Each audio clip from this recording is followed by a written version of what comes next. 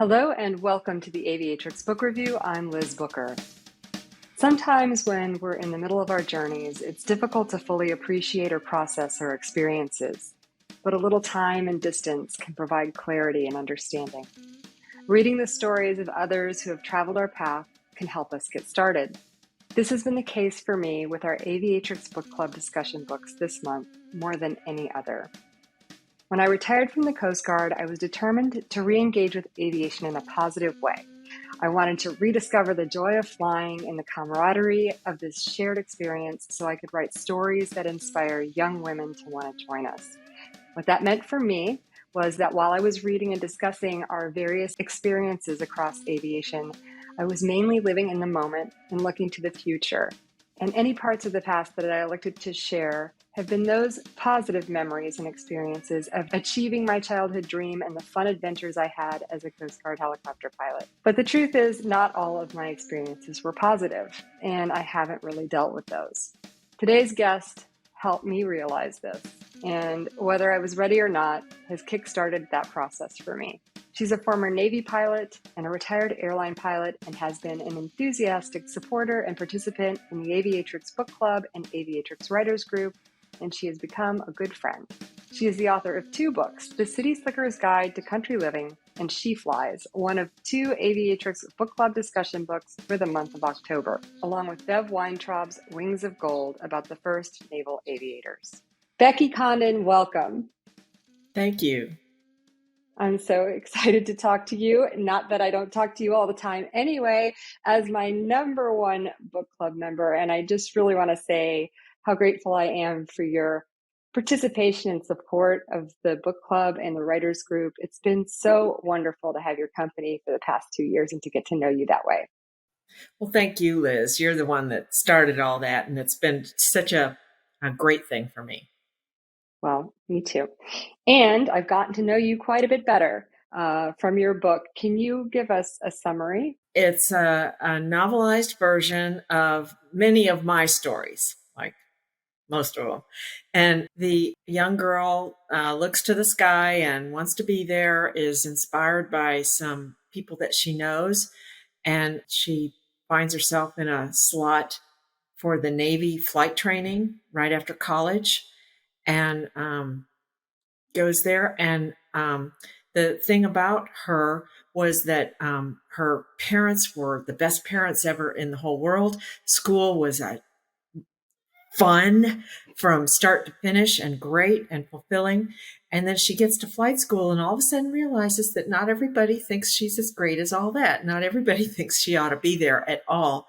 And it was all because she was a girl. So she fought that and fought that and fought that. She got her wings. She got in her first squadron. She got all the credentials she could in that squadron with a lot of fighting, and went to her second squadron and was ready to keep on going and wanted to be in the Navy forever. And it wasn't going to happen. So she got a job in the airlines, parlayed her experience and flight hours into an airline job, a really good airline job that was highly sought after. She lucked into it and did there for 34 years until they kicked her out for turning 65. So she wasn't ousted for being a girl after all. She got hit in the face by age restrictions. So that's the story. And it's just, sort of hopefully not a step-by-step career guide at all, because everybody is going to hit different hurdles. But I hoped the moral would be just study harder, be the best, and keep going. Well, that may answer the question that I'm about to ask, but what were you hoping to accomplish from writing this book? And, why did you write it? And what messages do you want people to take away? I needed to get my stories out there. I wanted to tell them. And one little side piece is my mom died of Alzheimer's disease, and she forgot everything before she passed away. And that sort of startled me into, if I feel like I need to get this down, then I need to get it down. I don't feel like I'm going to get that disease, and I hope not. But it just kind of let me know that you shouldn't wait. You shouldn't just put things off. And so I wanted to get my stories out there. I always wanted to be a published writer since I was a little kid. And so I put it down. I wrote it down. And who were you writing it for? I hoped that younger women following me would see this as uh, don't let them tell you no. Don't let them ostracize you. Don't let them make you stay out just because of your how you look. And but in order to stay in, you're going to need to be the best. You're going to need to excel and work harder. You're just going to have more, work harder, bring more. Now, you call this a novelized version, and I really would like to know specifically what about it is fiction. The names and places. So it's not. It's really a memoir where you change the names and places. Right. That would have to be so that would have to be proved. But all of those incidents, yeah, and all of the context around them are the things that you experienced. Yes, that's correct. I just wanted to be clear about that. Okay. All right. Well, that's a good start. I have some things to say. First of all, I experienced some abuse and trauma as a child that I did not really deal with until I did this writing for young adults program, where I had the opportunity to read stories about children and resilience, and also stories that showed me that other families and experiences of children were not, were different than mine. And it made me realize just how messed up some of the things were that happened for me as a child. And so, there are times now that I've kind of dealt with that stuff that I want to go back to that little girl and tell her she is loved and she's seen and it's not her fault. And reading your book, I want to tell you that you are loved and you are seen and it's not your fault. And I mean that like deeply from the bottom of my heart, because of the things that you went through. And as you might imagine, this was a very difficult read for me. I think I emailed you that. This was very hard for me to get through. And not because it was a long book, which gave me pause about including it in the book club. It was difficult, especially the first third of it, because it was so close to home. And I realized that even though I've been retired for 3 years and have been out of active aviation in the military for 10 years, almost, I wasn't ready to deal with this stuff. I was not ready. And I just want to be clear that I never experienced any sexual assault when I was on active duty, gratefully. But, as I have been reading your book and reading Bev's book, Wings of Gold, for this month's discussions, wow, you have dug up so many memories that I really like. I think you can agree when you're going through them, when you get through that problem or whatever that obstacle is, you're on to the next one. And you don't have time to dwell on that thing that happened. And so that's kind of what's been happening for me. So this is kind of like a trigger warning for all of our military veteran women. Like, if you haven't read it and you're going to, just be warned. It will, for me, it makes me, just like I was talking about with children's books, it obviously makes me, and I already knew because I've heard so many stories, that I wasn't alone in these experiences. I wasn't crazy for some of the ones that weren't as cut and dry. Some of them are clear, and then, some of them are insidious. And so anyway, I just wanted to share those things with you before we got talking. Well, I had probably the happiest Leave It to Beaver home life of anybody that can describe such a thing. My mom and dad were the best. My sister was the coolest, and that's just the way I came out. I went to my only choice of college. I only applied to one, and I got in, and then I decided, sort of in that final year before I went there, that join the Navy, see the world. Man, that sounds cool. My dad, the Marine, inspired me with his patriotism, and I sort of was thinking about that, but he was all, no, you don't want to be in the Marines. You're a girl and they have combat and you can't be in combat. And so you can't have a good career. He didn't find it was going to be too dangerous or too hard for me. It would be a career problem. He observed in the 70s, which was exactly correct. And he said, what you want to do is join the Navy. And I'm like, the Navy? And he goes, yeah. So that's what you want to do is join the Navy. And I'm like, So I went on and went to college. And the first thing I saw was Navy ROTC recruiting table. And I'm like, join the Navy, see the world. That's what I want to do. So I asked them, what do I do? How do I get in this? And they're like, come right here. Here's all the brochures and here's all the stuff. And I wanted to do it. I wanted to do that. That sounds fascinating and wonderful and great. So I went home and talked to my parents. Dad knew a little about ROTC. He was enlisted in the Marines, but he knew enough about ROTC when he was in college that he could tell me about it. And he said they have scholarships and everything. He goes, I don't know if they give them to girls or not. They didn't that year, but the next year they did. And so he goes, but it's a way to, get into the Navy and you'd be an officer, and that would be just really neat. You'd get to travel the world, and that'd be great. So I was all in. Went back up to school and went and signed up for Navy ROTC and never looked back. And things evolved during that year. And Barbara Rainey, our first Naval Aviatrix, got her wings that semester. And I was bedazzled and couldn't do anything else. That was it. That was my entire focus. So, and college was supportive. ROTC was a great home when I was at school. And I had the best upbringing. I had all the tools. I had everything.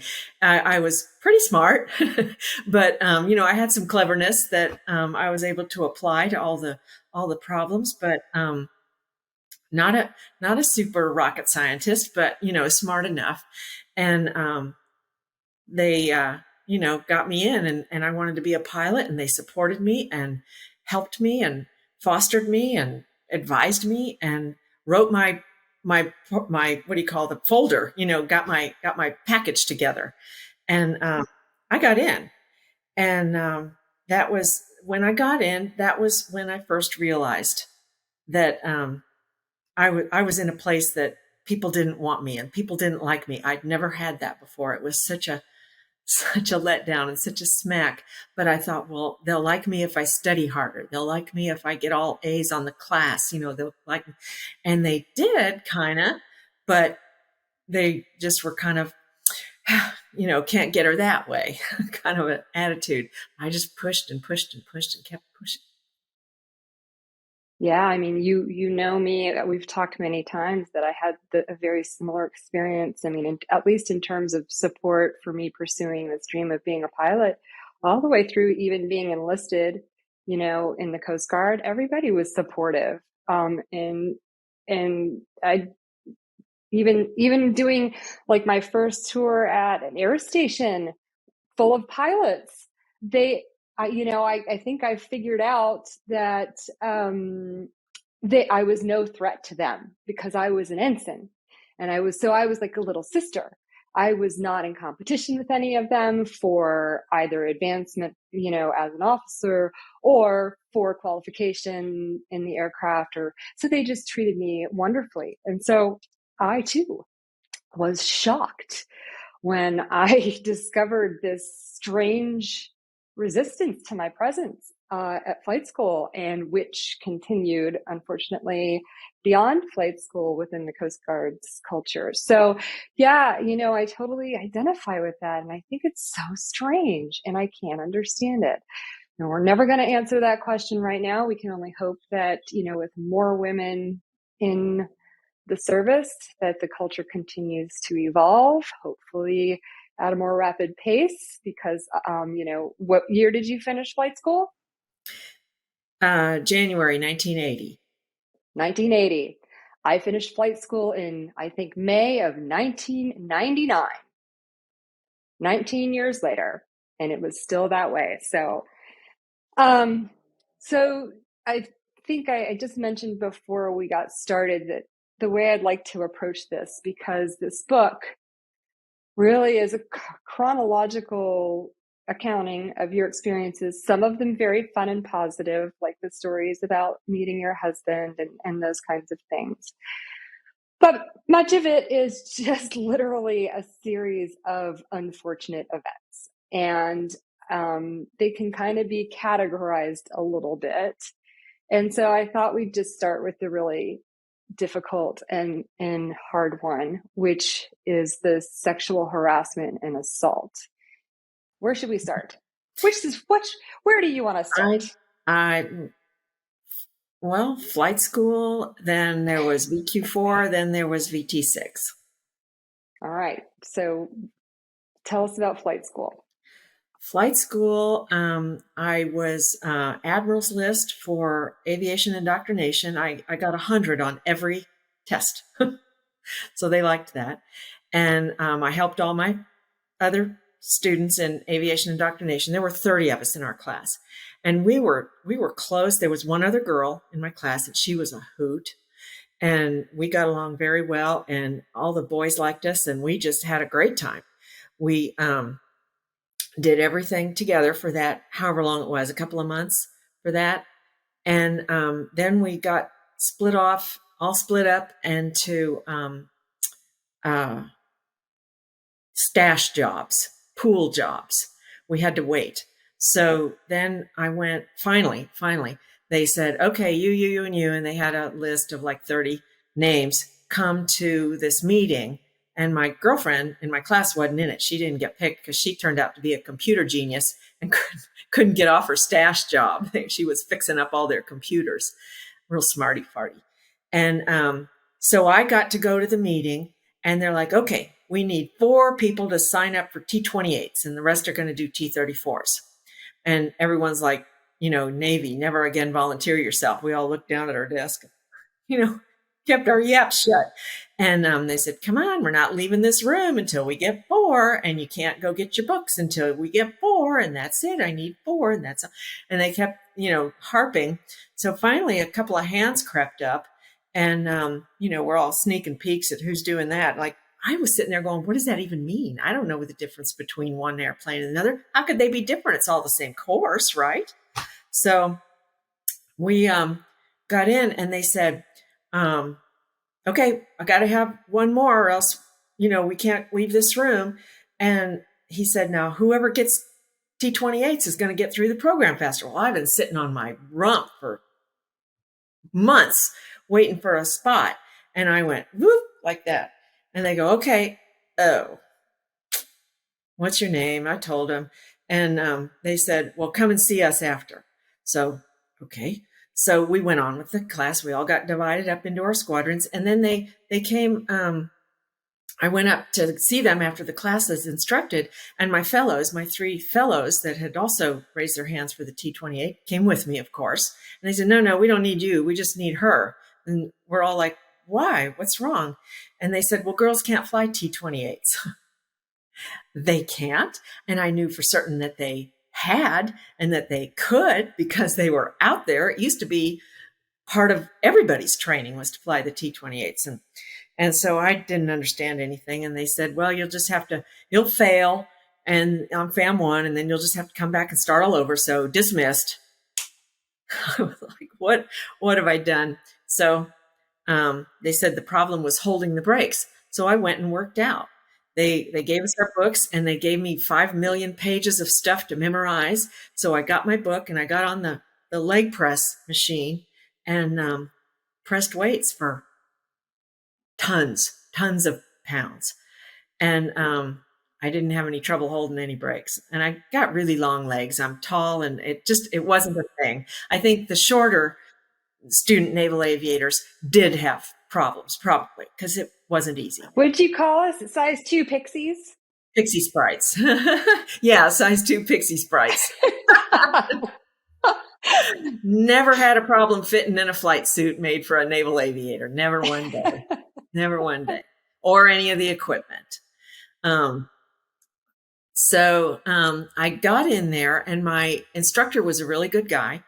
And he took me under his wing and taught me how to fly the T-28, and was very protective of me, and took care of my schedule. He was also the scheduling officer, which has its useful qualities. And I got through, and I did the program. But then, after I was kind of off and doing my own thing and things were going well and whatnot, I got RI1, radio instruments. And I had read the manual, I'd memorized the manual, and I knew every word in that book. But when I tried to do a problem or tried to figure out about it, I wasn't real clear on it. I'm not that good at that kind of stuff, as it turns out. I really have to work at it. Had to my whole career.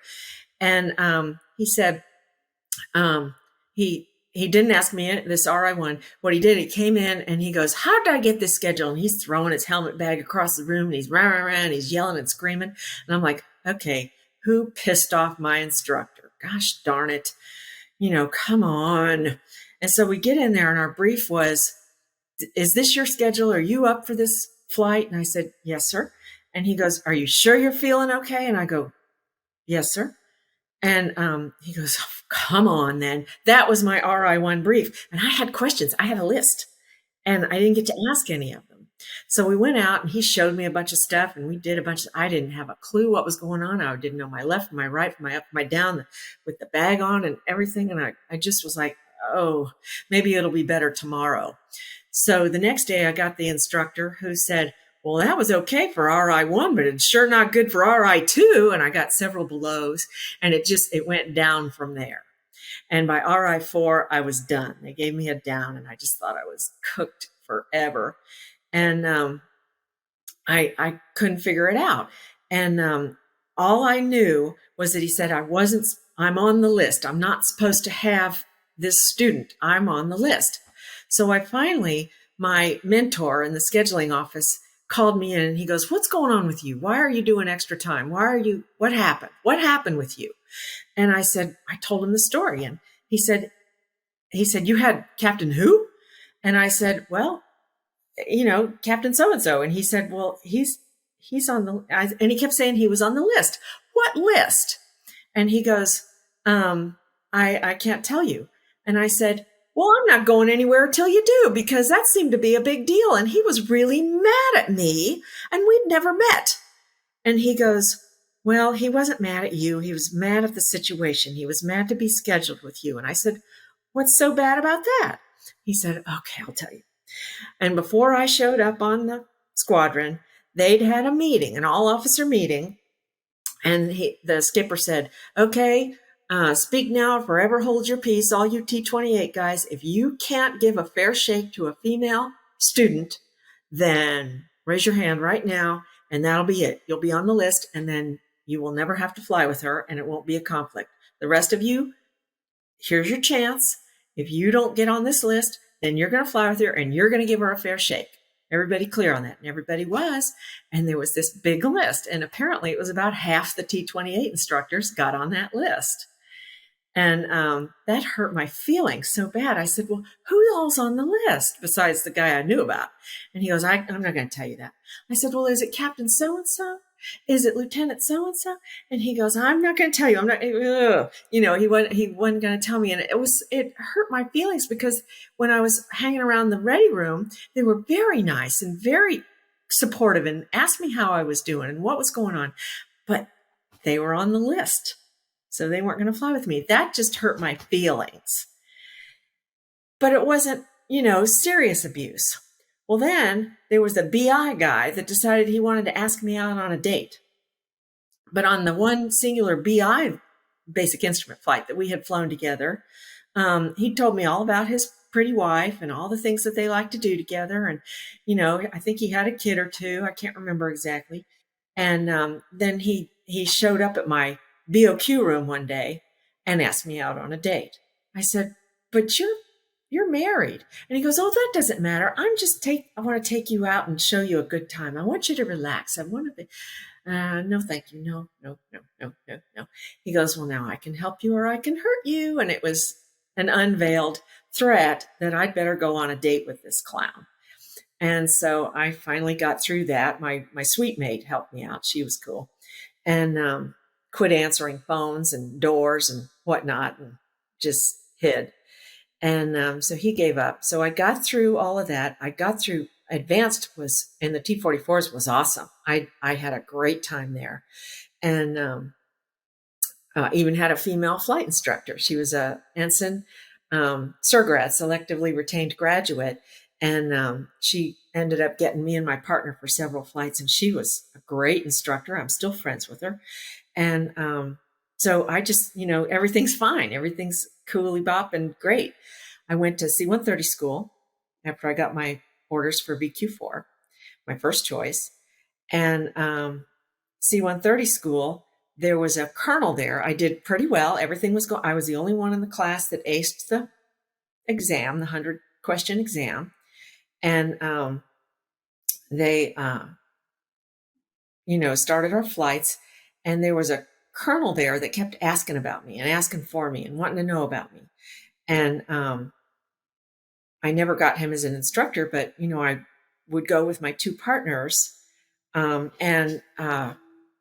would, was having a great time. The instructors all go, oh, that's pretty good, like for a girl was unsaid, but okay, I'll take it, whatever. Because here's the deal. I am a girl. And so if it's pretty good, it's pretty good. And I knew I was at least as good at or better than my cohorts that were also flying that day. And so, because I could see that I was. And so everything was going along fine. And the check before the check, I get this colonel. And he was screaming and yelling and ranting and raving about it, yelling at the loadmaster and yelling at the flight engineer and just making a jerk of himself. And he just acting like a silly head. And my two partners got to go first. And then he goes, we're saving the best for last. And finally, I got to go on this interminable flight. And everything was going great. I couldn't mess anything up. I greased every landing on. All my maneuvers were perfect. It was just one of those really in the groove flights. And he started screaming at me about the trim. And you can't trim it so much. You don't have any feel. You can't feel. And he's doing the plane like this, and so are we. I saw the flight engineer hang on, so he wouldn't fall out of his seat. And I said, okay, you've got the airplane. And he goes, no, you can't let go. You're flying the plane. And I'm like, well, then get off. And to a colonel, that's not always the wisest thing for an ensign to do. But I was mad. And, I said, get off my controls then. And he goes, well, I have to show you something. And I said, okay, I'm just going to wave off because we were, about this close to the ground by this time. I said, we're just going to wave off. And I go around, and I did all my procedures. Well, he goes, wave off. I got the airplane. I swear we almost crashed. The engineer was up there. He had his hand on the throttles to push him up. And it was just, I was helping, because he was completely out of control. He thought wave off meant I was going to do a low pass and waggle the wings. Totally illegal. I never would think of doing that. Why would I do that? He goes, I thought you were going to wave your wings at your boyfriend. I said, well, I don't have a boyfriend, but what? And finally, the Marine that was one of my partners explained in the class explained that that's a shipboard thing. It's a Navy thing. It means go around. And he goes, Colonel, I heard her say go around also. And clearly, when she started her procedures. but she was just telling you what she was going to do ahead of time. And he goes, well, and so it was, Well, and the he, absurd thing to me was that this guy was telling you to intentionally keep the aircraft out of trim so correct. that you could have control feedback, So you could which is like, feel it. It doesn't no, make any sense at all. that's ridiculous. It's nonsense. And so what he told me was that the reason he was so worried about me was because he wanted me to do as well as Nancy, who, wasn't the star student.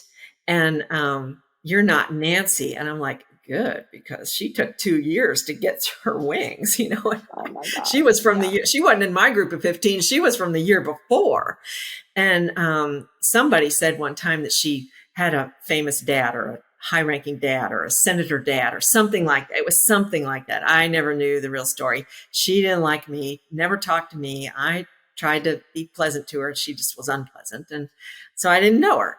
And but he'd taken her under his wing, probably because of this high-ranking father, and made sure she got through. And it took us 6 weeks, but it took her like 3 months to get through. So I didn't want to be like Nancy.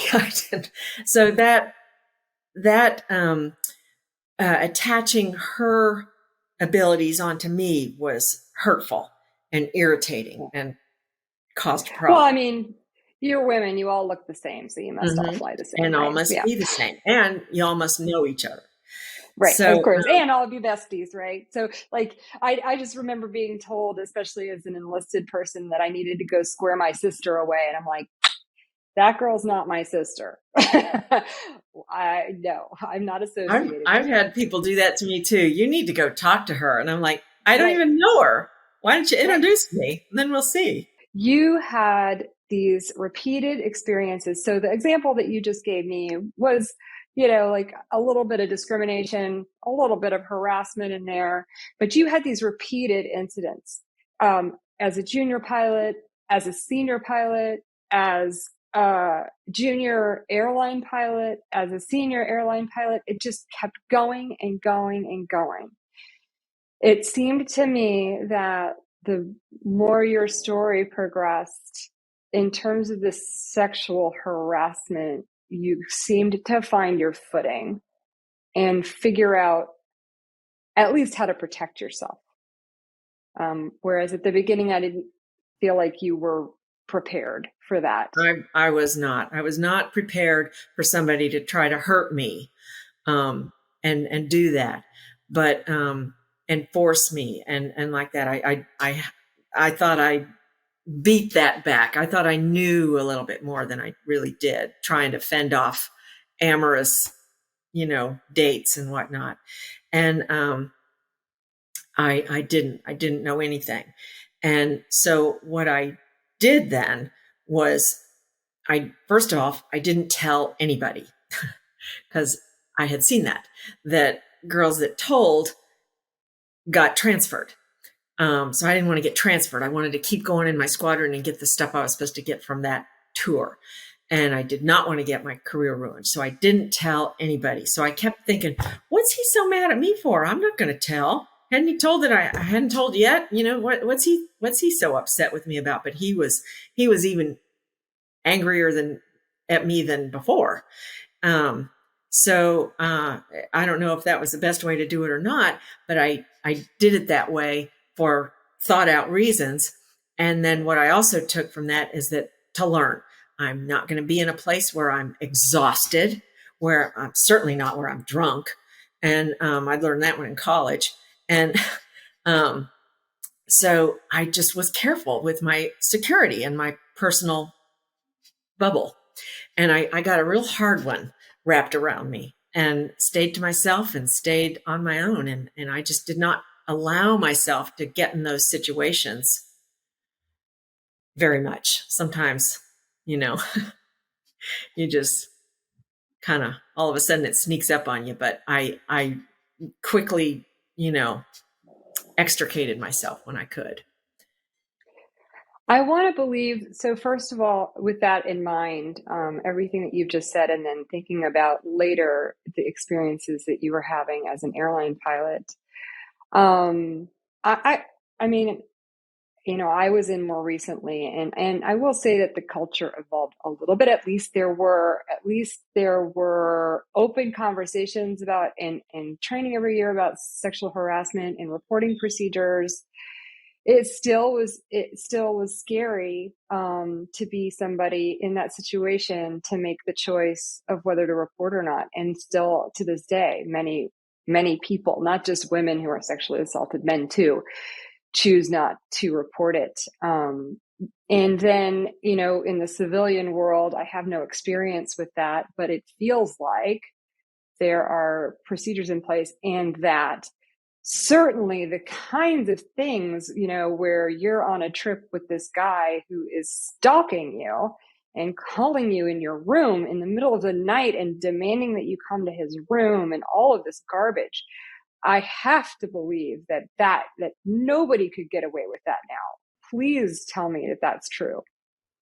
Oh, I'm not sure. That was late 80s time period. And they really had just barely invented sexual harassment and sexual discrimination as terms, in law. And they didn't have protocols. They didn't have a way to handle that. And it was kind of like the Navy. I felt like the best way to do is to get rid of her.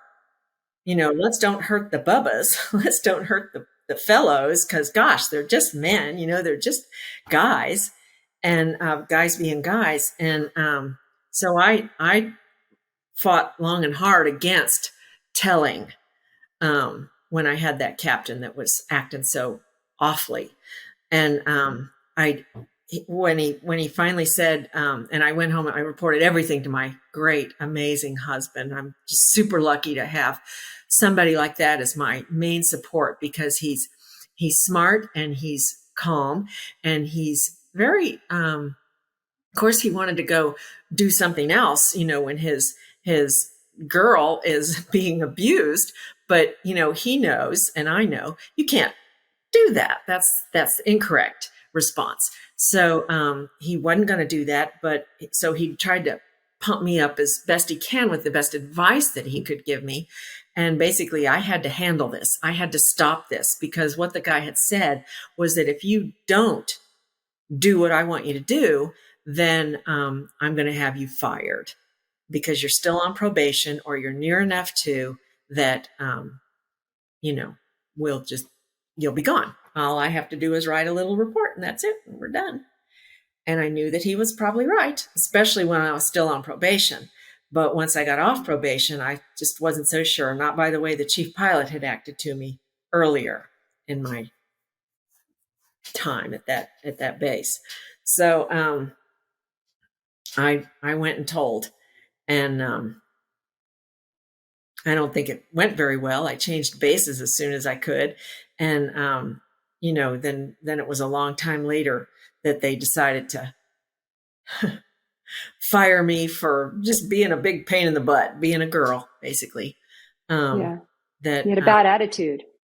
With a terrible attitude. Right. Yeah. Mm-hmm. No. But Yeah. the captains all liked me.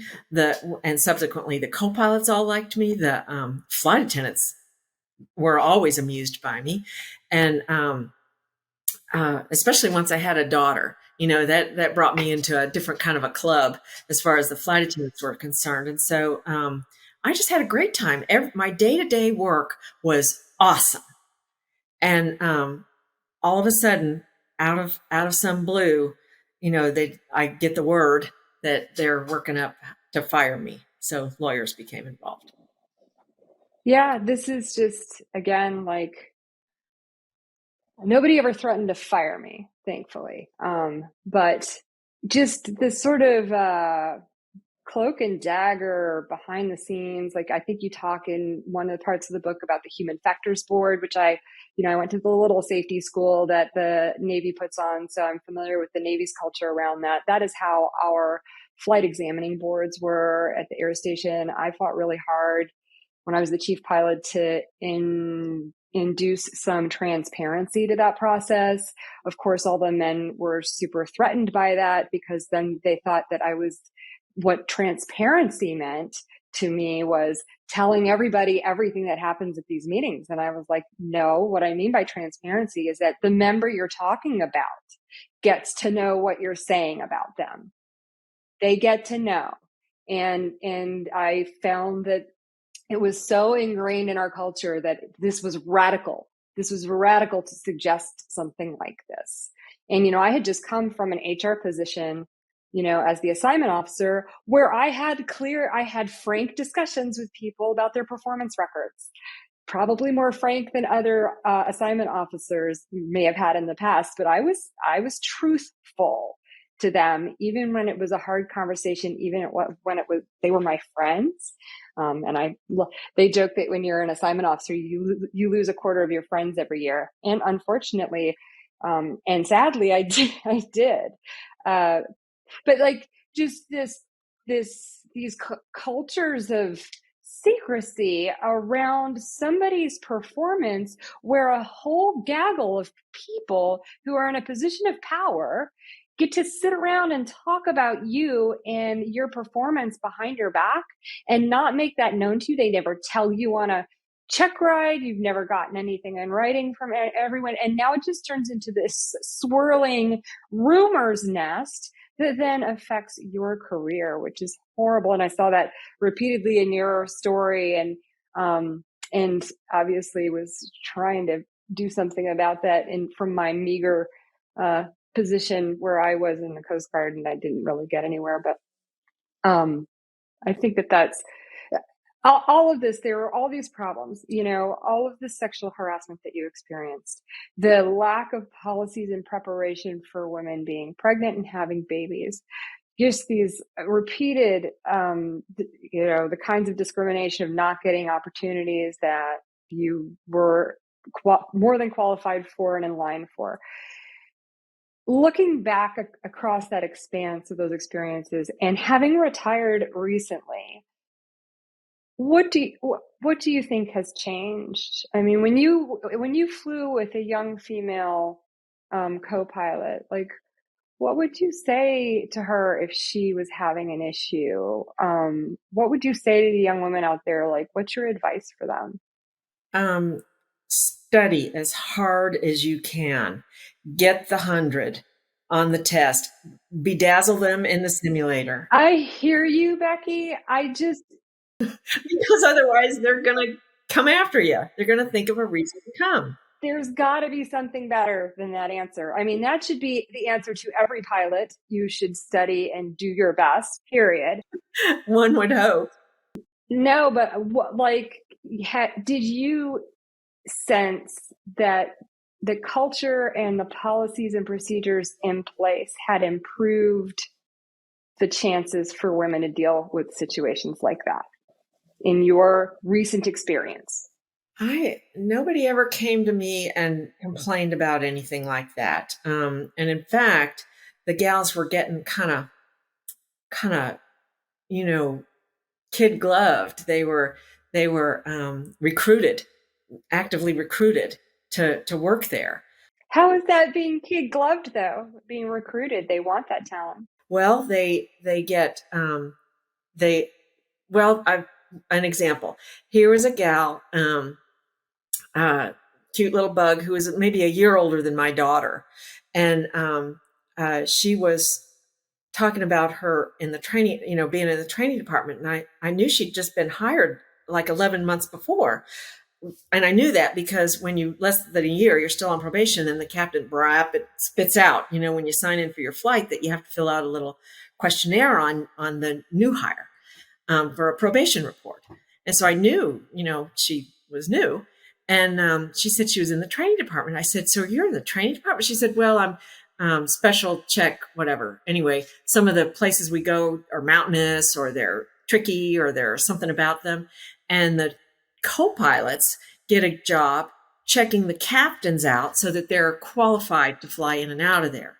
And they used to be old line check airmen that did that, but now it's these young co-pilots that get qualified to do the one thing, kind of like a nurse practitioner almost. They get really super qualified in one thing, or, a couple things. And that's what she was doing. And she liked it pretty well. It kind of helped her arrange her schedule a little bit. And she was getting a little extra cash, and that was good. And so I was like, oh, how did you apply for that job? She said, no, they came to me and told me to sign up for this. And I said, really? Well, what made you stand out? Why, what, were you great in your initial class or something? She goes, oh, I was like everybody else. What do you mean? And I said, well, why would they call you up? And she said, oh, well, I was a scholarship girl. And I said, a what? And she said, I was a scholarship girl. She goes, you know what that is. She goes, you were scholarship. And I said, well, I had an ROTC scholarship. What's that got to do with this? And she said, no, not ROTC. She said, Delta. You had a Delta scholarship. I said, no, I did not have a Delta scholarship. She goes, well, you had to. How'd you get hired? And I said, I put in an application and they called me and I interviewed and they hired me. And she said, no, she goes, the Delta scholarship, you know what that is. And we went back and forth. And finally I said, you need to tell me exactly what that is. So she told me. Delta goes to WAI, 99's gatherings, different conferences and conventions where women aviators are going to be hanging out. And they recruit young women. And all you needed was 200 hours of commercial ticket on a commercial ticket, and certain age, certain height, certain weight. And my observation is a certain look, but okay, maybe that's just me. And they get invited to Delta Airlines, and they get a full course on one of the airframes that they have. Might be the 777, might be the 767, might be the 717, might be any of the airplanes that we have. And they go through the whole course and they get type rated on that airplane. And then they get out in the world, and Delta helps them, makes a few calls, facilitates their hire somewhere where they can get their flight hours. And then they're kind of watched. And after the second they hit 2,000 hours, they're in the next class at Delta Airlines. And I went, you are kidding me. I just couldn't believe they went and did all that and gave them a type rating on a 777 or a 767, and then got them a job so they could get the hours, because everybody knows at Delta you kind of need 2,000 hours to get your foot in the door, multi-engine hours. And they, I said, all of us back in my day, I was only number 6 women hired, but we all had to get those hours ourselves, and I didn't have any type ratings, but I managed to get in. And so she said, no, she goes, they brought me in the class, and then they kept having me come in. I was talking to all the chief pilots and talking to all the instructors and talking to this, talking to that. I said, did they do that with your whole class? Did all the guys get that? She said, no, that was the scholarship thing. That was the scholarship girl thing. And only girl, like you keep referring to her as a scholarship girl. Are there no men who get these scholarships? Nope. Totally discriminatory. So I was against it. But what can I didn't have anything to say about it. So I kept my yap shut. Oh, I have a question for you then, if you're against that. How would you suggest that the airlines increase their numbers of women? Well, that was how Delta was trying to do it, because I think they were sort of skirting on the edge of trouble because they weren't hiring enough women and minorities. And so they started to actively recruit those. And the Scholarship Girl program, I think they might have had a different name for it, but that's what my young friend was calling it. And in fact, I flew with her a second time, and she was telling me that she got invited to be the scholarship crew. Oh, what'd she call it? Not commander, facilitator. I don't know. The one that was in charge of all the scholarship girls. As they showed up on the campus, she was going to wrangle the scholarship girls. And she was going to do that job as well as her check captain job, and her other adventures on the 767. How do you think programs like that affect the perception of women in the airline, and how do you think it it makes me think, and I think probably others, that she only got picked because she's a girl and a cute girl and a smart girl and a clever girl. I mean, she passed the check rides and everything. I'm assuming there was a competition to get the scholarship as well.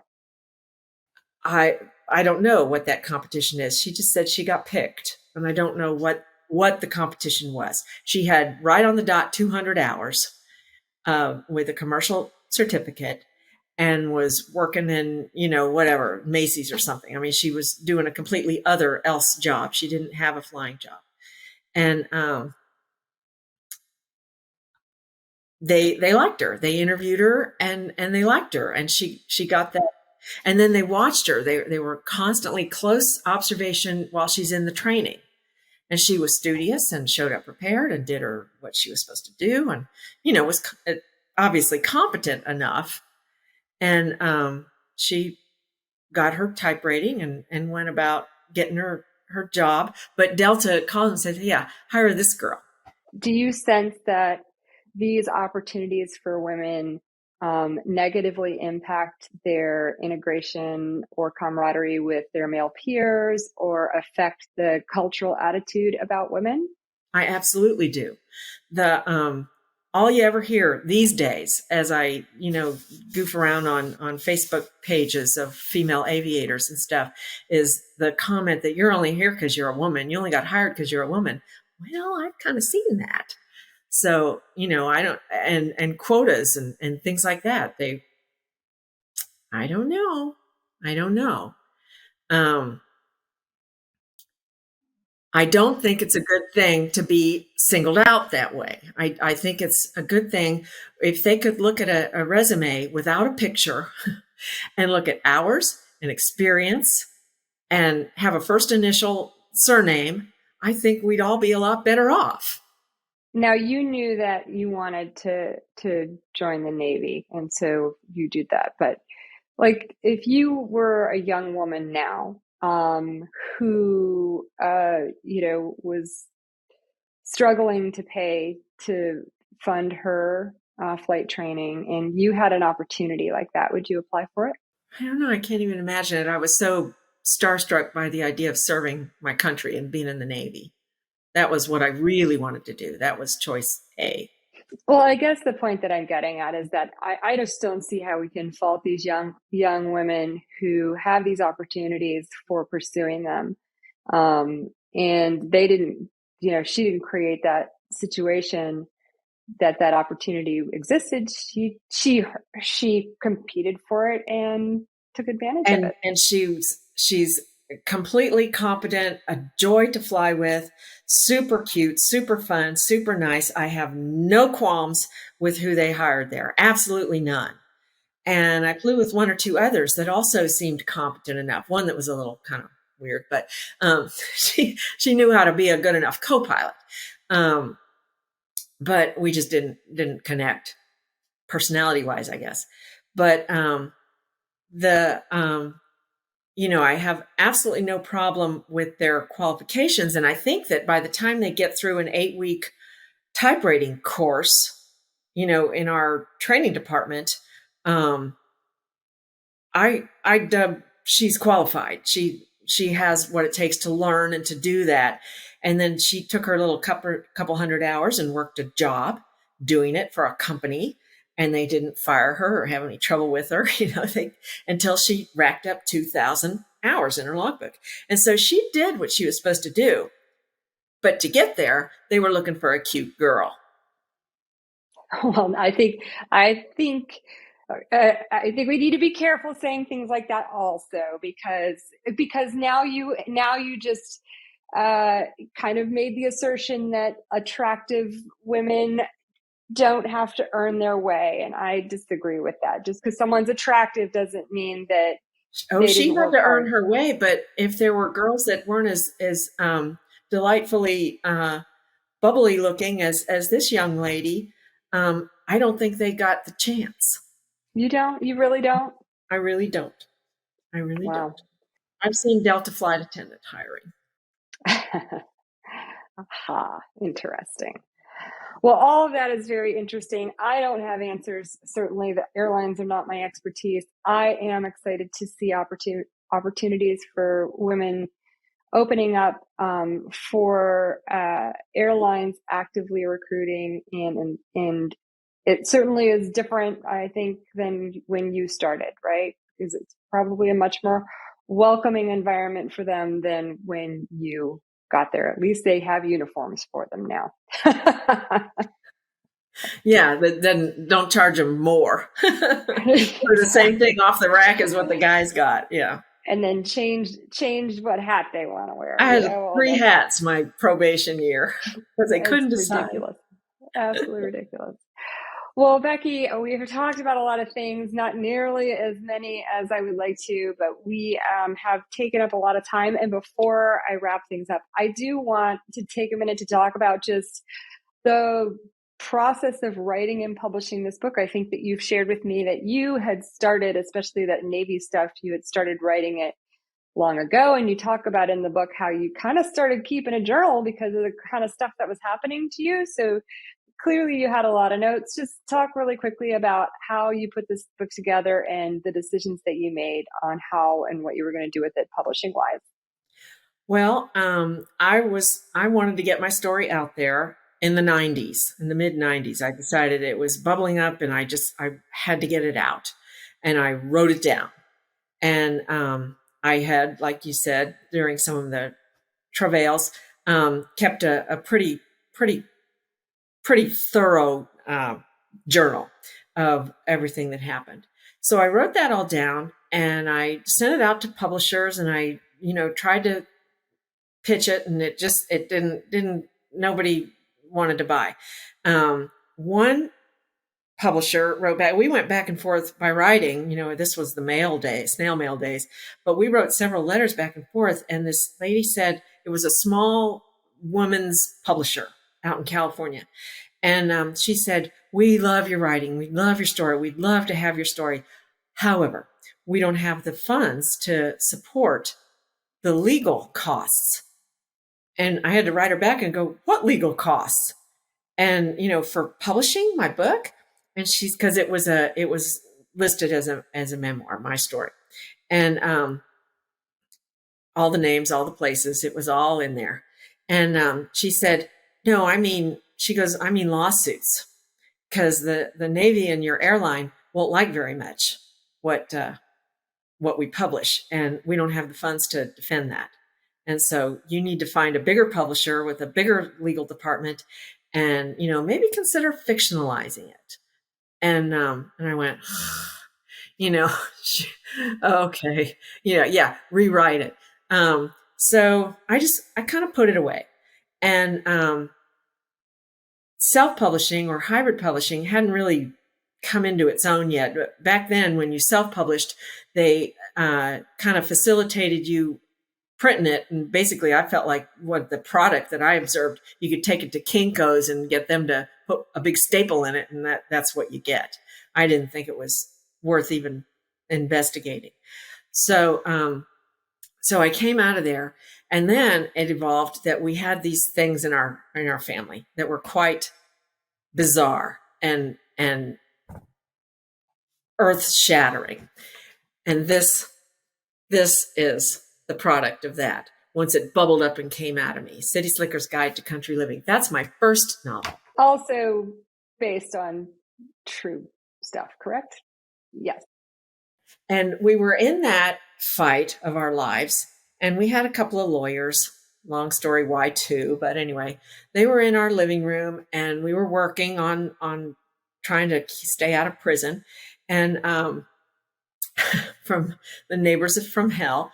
And he said, now, one of our lawyers goes, "Now tell me this story about this or that."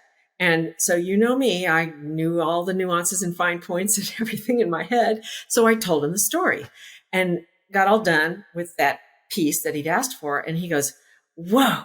He goes, "You told that good." He goes, "You should really write a book." I said, "Are you out of your mind? I've had enough time in court. I'm not writing any book." I said, "I know." And with my experience from my first attempt, that they don't have the legal funds, I said, "I know they won't like they won't like what I wrote.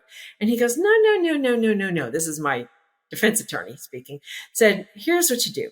And he gave me a short class on uh, slander, libel, and what's the third one? The defamation of character, and the legal definitions of those. And he goes, the defense to all three of those is the truth.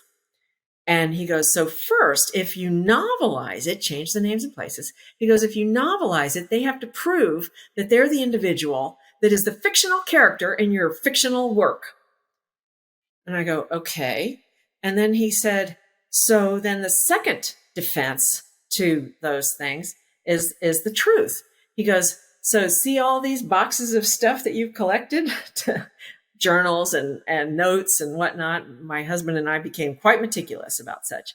And he goes, save that. And when you're ready, write it down and don't lie. And I went, that makes it sound easy. So that's why that book bubbled out of me first. It wasn't going to be a total rewrite. It was going to be writing it down, but I had to change all the names and the places and just writing the story. And it was so cleansing and so cathartic and so wonderful. And it was good for my husband too, because he was the main one that was bedeviled on that whole scenario. And so he appreciated that I was writing. When I got all done, there it was.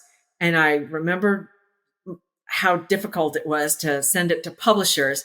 And now I'm starting to hear, as I'm investigating publishing, I'm starting to hear about this self-publishing or hybrid publishing is a thing now. And in our digital age, it's much better than what you used to have to do. And so I looked into it and I picked a company and I went with them and they made a very nice product, I thought. So when I was so pleased with that I got out my dusty old thing from the drawer and did a complete rewrite. And I even kind of changed the emphasis a little bit and changed the tone and changed what I wanted to say in it. And added on the years subsequently, the 20 years following. So that's how that evolved. And I used the same publisher for both. It was a hybrid publisher where you a la carte or you can buy packages, but you let them know what you want and they do that and you can do whatever you want, but it's all on you, what you choose. And they were very helpful in marketing ideas. And, when they'd ask me, well, what do you want for this or that for the publishing? And I'd go, huh? And they would help me. They would guide me on the decisions to make there. So it wasn't like self-publishing where you had to make all those decisions yourself. They helped. Were there editing services involved as well? You could buy that, but I decided to not do that because I'm a terrible cheapo. And my daughter has been my editor for both books.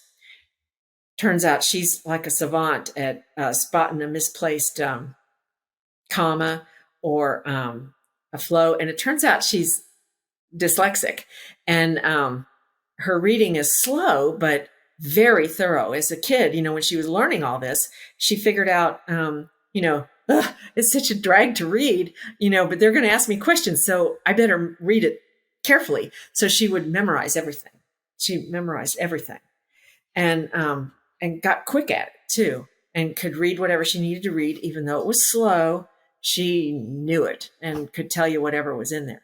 So often in both my books, she'd go, Mom, you talked about this earlier. And then I think you kind of conflated your stories. You kind of mixed this up with that. And I'd have to go back and check my notes. And, she was always right.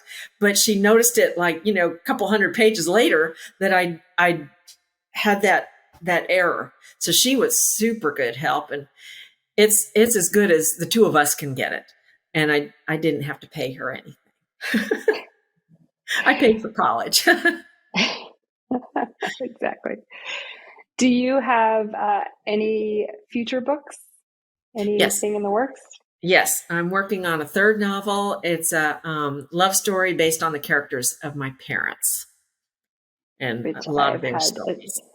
Which I have had a sneak peek at as a writing critique group. So for any of the writers out there, if you're not in a critique group, what do you have to say about critique groups, Becky? Oh, I'd never been any kind of writing class, critique group, no nothing. I've never been to a conference because as I really got into this, then coronavirus happened. So I was all signed up for a writers conference thinking that might be a good thing to go do with my work and canceled, for the stupid virus. So I still haven't been to one, but um, they, I never thought to join a group, and I'd heard of them around here locally, and you go and you read each other's stuff. And I just thought, oh, I don't know. I just didn't know. Well, Liz here coached us that, this is a thing that writers do and we could try it. Anybody wants to try it. And I'm like, I'm sort of stuck anyway on this thing. Maybe that would get me off my block. And it has exploded my brains with possibilities, getting the input from these three ladies that are also writers and also aviators, but my book's not about aviation particularly, but it's been an amazing experience to help me with my writing. Well, I'm so glad it's working for you. I know it was a big scary thing for me when I first started and joined a critique group and then went off to school and had them. And so I appreciate all of your participation in it. I love reading your work. Your writing and your voice are so excellent and entertaining. So many more of those to come. Where can people find your books and where can they find you?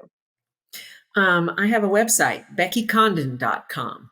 Just my name, Becky Condon, and .com, and that pops up my little website, and it gives little samples of my books and a little bit about me, and a couple of blog posts, which I haven't added to in forever because I'm so busy doing other reading and writing. You are busy. You are busy. Well, Becky, thank you so much for this. Thank you for your story, for being so generous to share all the things that you experienced. I think there's so much there to learn from and so much to appreciate about what the women who went before us experienced to make things just a little easier for us as we came through. And thank you for your fabulous and enthusiastic support of the book club. I'm so grateful to have you. Thanks so much for listening. I'd like to thank Shasta Ways and Michael Wilds of the Women's Soar Group for their assistance in producing this interview. The Women's Soar Group is a media company that gives women a platform to express themselves. Don't forget to check the show notes for a link to sign up for the Literary Aviatrix monthly newsletter. And please join us in the Aviatrix Book Club next month when we will discuss the historical fiction novel Codename Verity by Elizabeth Wein about a World War II spy and an ATA pilot. You can check out my interview with Elizabeth from March of 2022 on the Aviatrix Book Review website, YouTube channel, and podcast. Blue skies and happy reading.